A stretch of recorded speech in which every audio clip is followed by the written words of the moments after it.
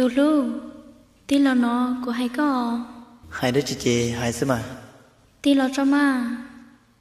Hai đứa chị. Có như chị bao đó chị đi lo. Sao cho. Ồ, bao cơ. Ê có bao đó chị na. Bao hai tia. Có lúc cũ nào là bao. Của hai tia hò. Chắc có trong hai đàn rồi lấy con à. Bây giờ đó chị nào. Cô nia thia, cô chỉ lời tư mua cô trong bóng lỡ. Hả? Cũng trong chị tao đi.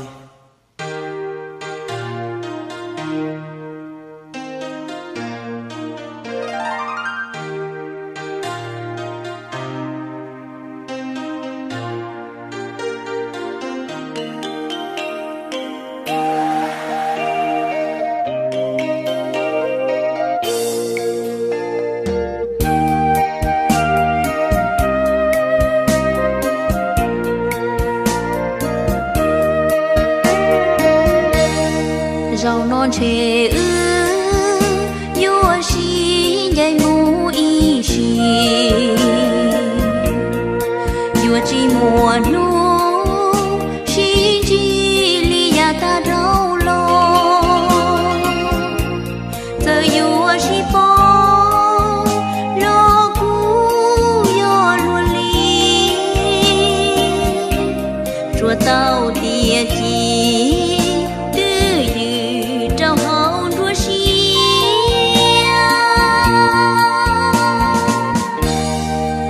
dạy rào nó chỉ thông lý giá tha lo bầu lý có gió có thọ cụ gió xia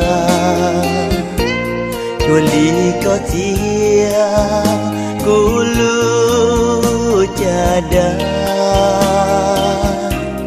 bầu lý có ngà cụ cho ba mù lời tia tu nên cụ lưu thì lo của cụ y bia cụ lưu du nia rau non chê nhỏ rau cá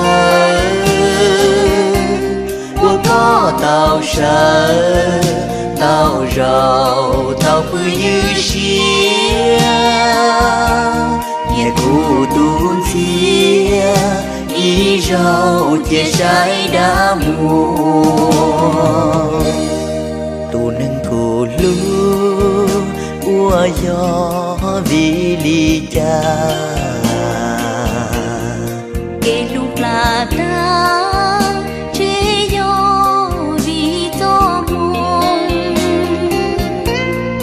cụ chỉ gió có tia mùa đua chia chỉ cho tu chia nữ chỉ nhỏ ly có hai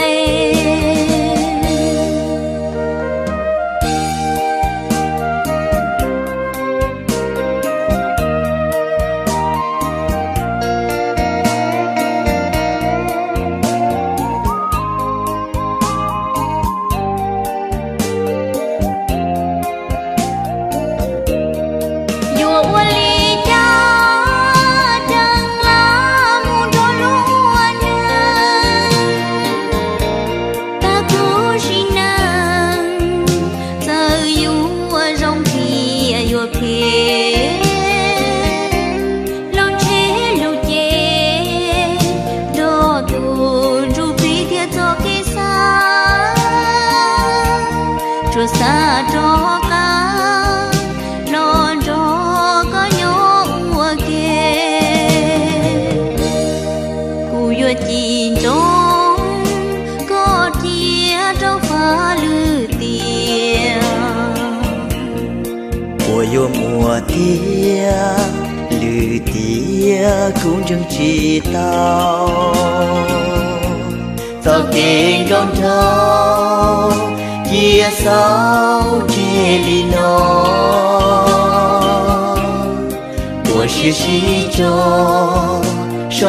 của